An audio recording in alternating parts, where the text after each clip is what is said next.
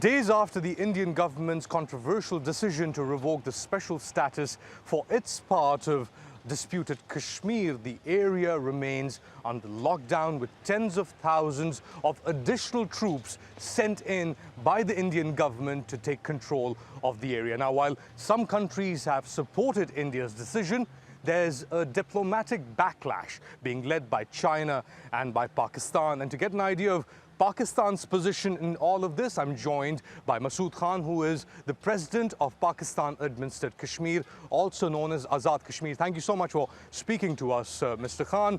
What options does Pakistan have in the wake of India revoking the special status it had given to Indian-administered Kashmir?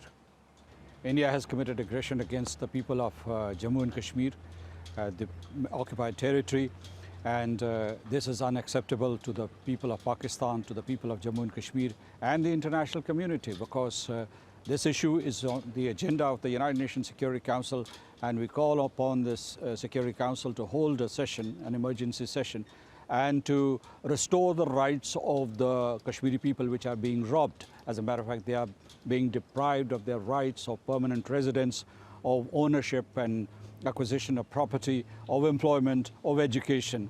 Is it time for Pakistan to change its position on holding a referendum in Kashmir under Article 47 of the UN after India has moved the goalposts on the issue? Pakistan will not change its position on the issue of Jammu and Kashmir, nor would the people of Jammu and Kashmir, because their position is anchored in UN Security Council resolutions and international law.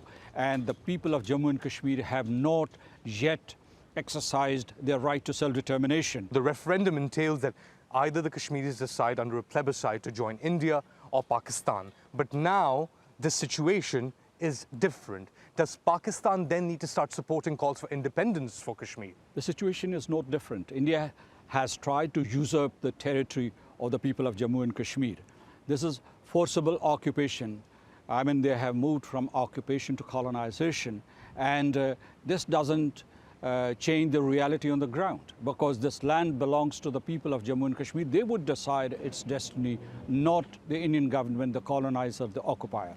The area, the Indian-administered Kashmir, remains in lockdown. What is your sense of where the situation is heading? Can we expect more hostilities between India and Pakistan? The situation would deteriorate because India has intensified its oppression in the territory. People are resisting that oppression as they have done for the past 72 years. They have no option but to defend their rights. India has also issued these aggressive statements against Pakistan. This whole situation can snowball into a conventional conflict, and God knows, to a next level. So is Pakistan prepared for war then with India? We are not saying that. In fact, if we have to fight a war, we would fight a defensive war. India has already declared a war against the people of Kashmir and Pakistan.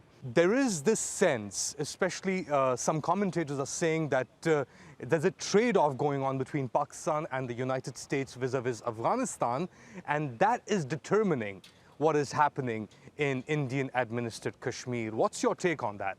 There would be no trade-off between Afghanistan and Kashmir. Both are priorities for Pakistan. We want peace and stability in Afghanistan. That's a priority. But we also want realization of the right to self-determination of the people of Jammu and Kashmir, and we would remain committed to it.